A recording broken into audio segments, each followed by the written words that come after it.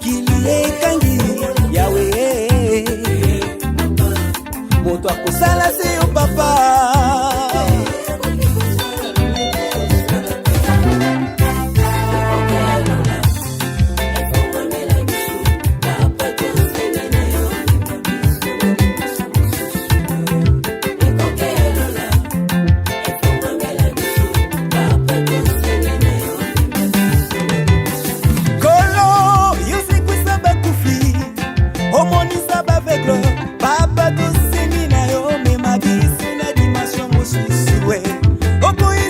Mesdames et messieurs, et bienvenue sur votre émission La Profondeur, une émission qui parle de Dieu, une émission qui est là pour votre croissance spirituelle, qui est présentée par votre sœur Nora Bokelo. Si vous m'appelez encore la perle rare, cela me fera énormément plaisir. Mesdames et messieurs, je suis là avec mon invité, l'évangéliste Meshak Lofota.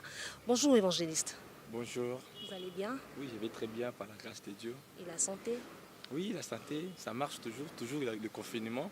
Surtout vous avec le confinement. Je vois que vous êtes en train de grossir. Ah oui, on est à la maison, on doit grossir. Pasteur, tout le banan, toute la caméra t'es pasteur. Tout le banan entre nous. Il y a bon jouer un peu ça t'es bon. Bon, on a un peu ça. Oui, pour nous. Pasteur, il y a tout le monde. Parce que comme on a la télévision, tout le monde a la chaîne à YouTube que bon Luxembourg on a compte un peu ça Orange Money. Je ne sais pas si c'est de votre cas. Pour moi, de mon côté, comme on dit, l'évangile est gratuit. Moi, l'évangélisation, c'est un bon. Moi, je ne suis pas là pour demander l'argent quelconque. Non, non. Si un enfant de Dieu a l'ingassa, c'est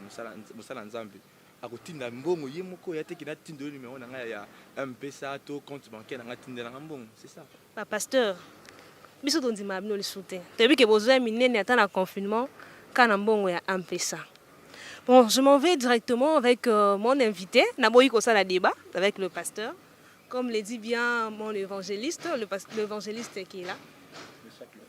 L'évangéliste Meshak Lofota, notre invité de ce dimanche 19 avril 2020. Je m'en vais directement avec notre thème du jour. Le thème dit « Que dise le fils d'Isaacar en rapport avec le temps à laquelle nous sommes ?» Ce thème a été tiré dans le livre de 1 Chronique 12, 32. Pasteur. Merci, je préfère tout le temps 1 Chronique chapitre 12, verset 32. La Bible dit ceci. De fils d'Isaacar ayant l'intelligence des temps pour savoir ce que devait faire Israël, de son chef et tous leurs frères sous leur ordre. Par rapport à Tom Ndongolobeli, que disent les fils d'Isaacar? Les fils d'Isaacar, premièrement, ils allaient bana oyo, babotami na mosisa ya Isaacar. Tango soki tokei na mokanda ya Matthieu, permettez-moi, pardon, mokanda ya Genèse, permettez-moi na tanga yango, Genèse chapitre 30, tokobangango na verset 18. Bible Biboye. Léa dit, Dieu m'a donné mon salaire parce que j'ai donné ma servante à mon mari. Elle l'appela du nom d'Isaacar. Mais surtout, dans la verset 16, le soir, comme Jacob revenait des champs, Léa sortit à sa rencontre et dit, c'est vers moi que tu viendras, car j'étais acheté pour le prix de ma dragore. Et il coucha avec Léa cette nuit. La Bible dit, Dieu exauça Léa et qui devient enceinte affata un fils à Jacob. Le fils, c'était le nom d'Isaacar. Isaacar, c'est un fils oyo aye nanzela ya saleur, to nanzela ya madragore. Vous allez comprendre que lorsque Rachel amoni mwana ya Léa Ruben na madragore, asengi madragore wana ezaki ya Rachel te ezaki ya Léa. Tango asengi madragore wana, Léa lobi ozwi madragore na ngasi okopesa ngapi mobali alala na ye. Lorsque Alalina mobali na ye, c'est alors aye kobota mwana na kombo ya nani na kombo ya Isaacar. Donc Isaacar azali fils oyo abimi na nzela ya prix ya madragore. Alors que l'anissa na thème na biso que disent les fils d'Isaacar, on va faire comprendre no ba nzambe nani yango ezali Isaacar. Isaacar azali mwana oyo abimi na sima, abimi epa ya Léa. Nzela ya kosombama. Kusoma na Madagascar. Madagascar sur la définition na définition na dictionnaire zo laksa ezali mbuma oyo ezala mayele makasi. Alors, que disent les fils d'Isaacar? La Bible dit, les fils d'Isaacar, ils avaient quoi? L'intelligence, ils avaient la sagesse du temps. Pour bah oh Israël kosal na mikolo ekoya. C'est-à-dire dans moment où nous les hommes de Dieu, le fils de Dieu, nous avons l'intelligence au Isaacar. Qu'est-ce que nous pouvons faire? Le monde est en train de traverser un moment très difficile où aucune personne ne peut supporter. La Bible dit que c'est dans les temps difficiles que Nzambe a se manifesté. Vous voyez comment le pandémie à coronavirus est déstabilisé le monde entier. Au Congo, en France, combien de personnes vont souffrir? Au Congo, Nzambe a se manifesté na batu oyo baza pembe. Mais Évangile, na États-Unis, tout le monde batu bazo coupa plus de millions de personnes. Nzambe ko se manifester ndenge nini? Nzambe ko manifester ndenge nini? Oyebi libota na Nzambe photo yeba yango. Nzambe azalaka partout. Nzambe ananda côté. La Bible dit, si mon peuple sur qui est invoqué mon nom s'humilie, prie et cherche ma face, la Bible dit quoi? J'ouvrirai le ciel. Nzamba ko se manifester ceux qui mamboka nyonso o ezandinga ndinga na biso et comprendre que Nzamba est supérieur. Parce que c'est que nous ba ke mamboka nyonso na monde entier baza batu ya ba tobenga bango batu ba loge. Monde entier ezali ya kobeba na yebi yango te. Mokili za kobeba voyez na mboka kwa États-Unis ba komi ko permettre mobile mbali abalana. Est-ce que Bible ko na Bible le binini? Jamais mobile ko monde akobima na mobile. Mais le jour où ke mokili komi ko beba Nzamba a manifesté colère na ye le pa ya mokili. Yango zo mona akomi monisa soki mokili kiti pa na ye ezongele Nzamba ko se manifester. Évangile, qui est vraiment le fils d'Isaacar? OK. Question Zamalam. Qui est le fils d'Isaacar? Le fils d'Isaacar, ezali mon Christ oyo ayambi Yesu o ayamba Yesu na vie na ye. Parce que tu dis que Isaacar a boté me pa Léa, mais a boté me na pri ya Madragor. Na Madragor eza na saveur moko bewana, eza na intelligence. Alors tant tu dis que Isaacar aza mwana mo Christ o andimi Yesu na vie na ye, o azo tambola ba principe à Jésus, o azo ko tambola la ko banga Nzambe yende azali Isaacar selon révélation. Je reviens vers vous, mesdames et messieurs, vous qui êtes juste de nous rejoindre. Nous sommes là avec notre invité, évangéliste Meshak Lofoka. Il est là, notre invité. Avec lui, nous parlons sur le thème « Que disent le fils d'Isaacar » en rapport avec le temps à laquelle nous sommes. Comme nous le savons tous, nous passons un moment difficile dans le monde entier, dont les gens des sciences ont surnommé cela une pandémie. La pandémie, c'est quelque chose qui touche presque toute une région. Mesdames et messieurs, nous reviendrons encore une fois de plus vers notre invité, évangéliste Meshak Lofota. Évangéliste, notre deuxième question, ma préoccupation est que pourquoi seulement le fils d'Isaacar doit répondre à cette question? Ok, merci beaucoup. Notre tanguy le Bible. Les fils d'Isaacar, ils avaient quoi? Ils avaient l'intelligence.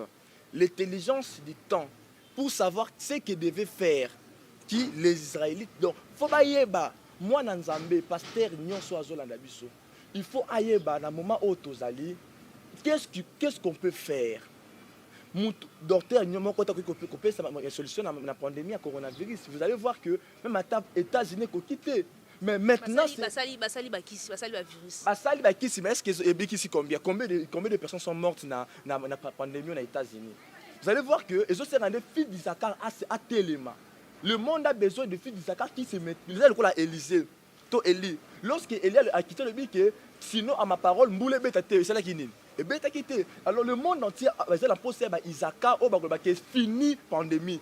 La Bible dit que Nzambe azana sima maloba basali na epona kokiselo ko moko. Osomona. Aïe, je sens déjà Tozo mata comme le dit bien notre émission La Profondeur. Tozo mata, Tozo kota na kata bozindo Nzambe. Mais évangéliste, tant les habits sont tellement poussés. Oui, que la télévision c'est de l'argent. Question nabiso yasu kezali Isaacar azandenani. Isaacar aza moto ne utikolo bango awa déjà la utopesa réponse nango aza moto o ayambi Yesu Masia. Isaacar il faut ayeba na temps o tozali ezo senga na ye asala nini. J'ai aimé la c'est plein qui na l'initiative ya pasteur servi di Kajango na CBS. Voilà. Na CBS na ndi pasteur ndenge nini azali ko sensibiliser Congo mobimba to bonde la pour la nation. Le monde eza la pose ba pasteur le ko ba pasteur servi. O bazo ka ke ba bonde la pour na mboka makambo bongwana. vous savez, Mboke ko changer aussi longtemps biso ba fille d'Isaac, nous les pasteurs, nous les prophètes, les hommes de Dieu, tous se mettre ensemble, tous sangana montomoko, tous doit idée au lokola pasteur avec nango, pasteur sabi avec nango mokoléa, autre avec mokoléa ya samedi, to bon de la bonne nation. Le Congo est dans le monde entier dans le ba fille d'Isaac qui ont déjà l'intelligence ba ki na temps oyo monguna déjà aibi ko telema biso to lamuka to bon de la parole d'Ambe. Écoutez, la Bible dit mokanda ya puissant 91. C'est lui qui demeure sous l'abri du très haut repose où dans l'ombre du tout puissant. Ozomona pandémie oyo ko remarquer ngo ba Christ ni makufa na ngote. Oui, il y a solo. Pourquoi? Christ ba kufi na États-Unis, ba kufi na Italie. Espagne. La Bible dit mon peuple est détruit parce que ça est mon connaissance. Ceux qui ont la connaissance comprendre que na likambo o esengi to tsana biliboso makambo aussi là. Mais parce que bazangi connaissance c'est bon ba tsana biliboso te. Ata boyeli biso oyeli biso mara coronavirus, oyeli biso chloroquine. Je vous dis coronavirus na mokili aussi la tête. Moi je vous le dis. Mais lorsque nous allons élever Dieu, la Bible dit, si vous élevez le Fils de Dieu, vous allez bokoye banani oya zali, yoka malamu. Nzama abisi Moïse. Nenge nyoka asui banana Israël. Pobabi que senga nini, zwa nyoka la motako tia likolo. Quiconque akodboka mishi likolo nyoka la motako sa nini, akobika. C'est le moment où le Congo, c'est le moment où le monde entier to tia nyoka la motako ne Yesu Masia. Sauf que Yesu Masia tia liboso. Pandémie aussi là. Je vous assure, moi je vous dis, ceux qui sont sangani, le pasteur, les hommes de Dieu, le prophète, to sangani na mboka na mboka, to zui initiative ya pasteur na biso servide, to sangani to te vie de prier na kata mboka. Je vous assure, le monde changera. Et puis j'aimerais la côté na politique à mboka na biso. Lorsque la politicien comprendre que pandémie est na mboka. Avant le président a sangana a décrété makamuloko la ya crise sanitaire. Il fallait qu'il soit homme de Dieu. Abengi ba homme de Dieu, abengi ba recherche scientifique. Asangisi bango, trouvons une solution. C'est ça. Au comment Mosala Nzambe a na part na ye, mutupe o azape na science pe na part na ye. Vous avez dénigré l'homme de Dieu, botiki bo mupandi. Évange, na lingna zongo somo muke. Balobaka science et kotaka na makambo Nzambe te. Parce que loko to mabiso basala Nzambe mingi ya biso ya Congo, balingi ko sangisa science na makambo ko spirituel. La science c'est Dieu. Dieu, la Bible dit, il est omniscient, omnipotent. Donc, Azan Zambé a makoki nyonso. Il est lui-même, il est la science, il est lui-même, il a la technologie. Nous avons asala mokilas, asala mokilina, asala asinga katika ko senga ta ba pas outé. Vraiment, le temps nous fait vraiment défaut. Le temps nous fait vraiment défaut. Chers téléspectateurs, pasteurs, évangélistes, j'étais vraiment ravi. Nous sommes déjà pasteurs. J'espère que Mamboula et Koya sont déjà pasteurs. Nous sommes évangélistes. Atali Mopandi Sango. Apanzaka évangéliste rapona Mosala ya Zambé. Mesdames et messieurs, nous sommes vraiment ravis. Yako Bokota Labiso, Pebozala, toujours scotché, branché na chaîne Nabiso SK TV, chaîne Yamakasi, mon na mboka oyo, ya pasteur servi de Kajangu, pasteur Nabiso moro ya monene, pasteur Onzamba do salela et Makasi, on est toujours à la recherche des âmes perdues. Mot de la fin pour na évangéliste Nabiso Meshak Loufa. Merci beaucoup pour nous le mot de la fin. Nana bon moi, na ku final mutin. Et ça la expression. Te expression na suko na senga to bongisa ngo pour so retirer mot de la fin c'est que na kufi. Te to kufi te. Maloba na ezani ni pour na peuple de Dieu. Maloba na ngeza boye.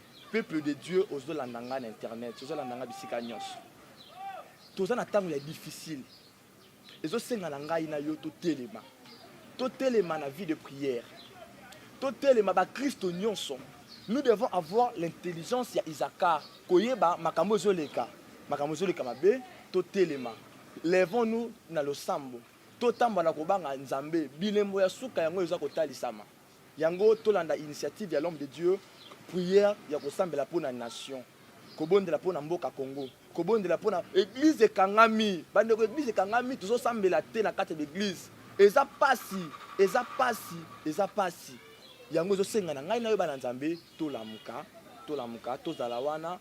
Et que ça malamu soki tokolamuka la vie de prière et puis to banga Nzambe na ko lo babongo eza lo banga suka pe na kopesa merci mingi na le pasteur international servi di Kajangu pour na koyambanga na chaîne mo kitoko chaîne yango na moni makambo nyonso ta kitoko za pambola bango pe na sengi na bato nyonso bazolanda déjà chaîne oyo ba s'abonner mingi ba s'abonner na chaîne oyo po chaque jour chaque fois no mona nga awa pe na pesi merci mingi na bana nyonso ya Mira nzamba pambola bango pe na bana nyonso ya KDC les Jourdains nzamba alola soki akopambola pe akobatela biso tokomona mikolo mosusu. Namoni Evange maloba eza tellement ebele maloba esila kaka te et j'espère bien que ce n'est pas la première fois, c'est ta maison. Nous aurons encore notre rendez-vous à laquelle Roya Kosusu kolobela bana nzambe. J'ai dit un grand merci à mon équipe technique. Ce matin, je n'étais pas seule, j'étais accompagnée d'une grande équipe technique, surtout à mon réalisateur. Quand je vois derrière la caméra, mon réalisateur du pro, Mobali Yambinga, Mobali Pembe, Mobali Bachiri Ebele, j'ai dit un grand merci. Et j'ai dit un grand merci à mon coordinateur Savid Kadjakou, merci pour le service. Et j'ai dit un grand merci à toute équipe technique de CKTV pour votre amour, votre confiance et votre travail. J'ai dit un grand merci à vous, au Mozokitan, la Bino votre sœur, votre amie, votre nièce, toujours disponible pour vous. Surtout moi, la Mongala, ça me fera énormément plaisir. Je vous dis bye et à la prochaine.